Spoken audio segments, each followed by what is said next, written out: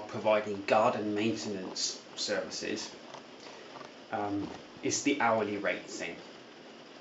Because if you've got your business head on, hourly rates really hold you back.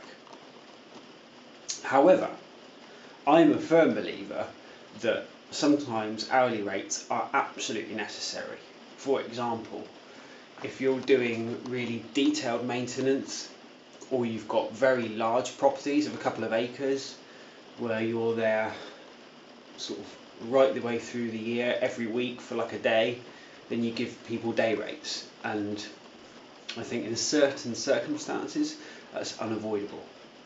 However, with much smaller gardens where the maintenance is very predictable, where you can see and assess the degree of what is going to need to be done, then fixed prices are absolutely the way to go, and can earn you substantially more money. So it's pissing down with rain on a Wednesday. I'm working from home, and I thought I would do a quick video on how to quote fixed price for garden maintenance, because I certainly struggled with getting my head around that when I started off, and I think that's what holds a lot of people back, is how to quote fixed price for maintenance. And I'm going to use my garden at home as an example. If this was a customer's property, how you would handle that from initial inquiry to meeting them, walking around the garden, assessing what needs to be done for you, and formulating a price together, and then how you present that to the customer. So that's the aim.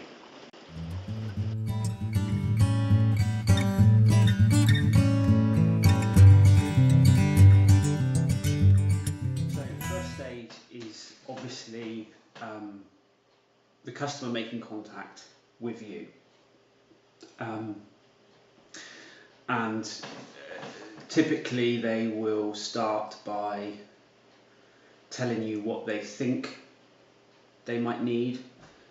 Often they'll tell you that they want someone for like 2 hours a week or whatever. That's how a lot of conversations tend to start.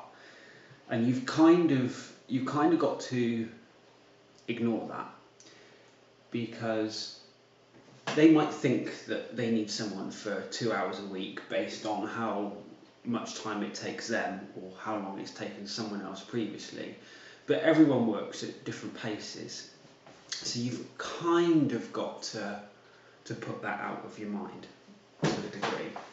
I will often ask them, obviously, sort of what sort of task they require. Is it lawn cutting? Is it border care? Is it hedges? Whatever. Get them to talk about their garden. You know, how long have they been there? Can you tell me about your garden? Just to get a feel of what sort of person they are. Are they someone that values their garden and has spent a lot of time in it? Or are they someone that doesn't really care about it? And that might be the decisive point between you actually driving out to visit them or not. So just chat to them.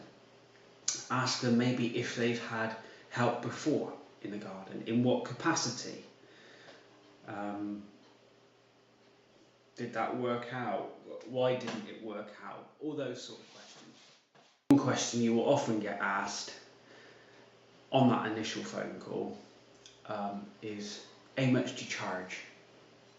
That's what you normally get asked. And you're going to be trying to get into the fixed price method. So you're going to say something along the lines of, the majority of my work is all fixed price. So I give you a figure for doing A, B and C, and then you know exactly what you're going to be paying throughout the year, and I avoid charging by the hour. And you're going to have that conversation.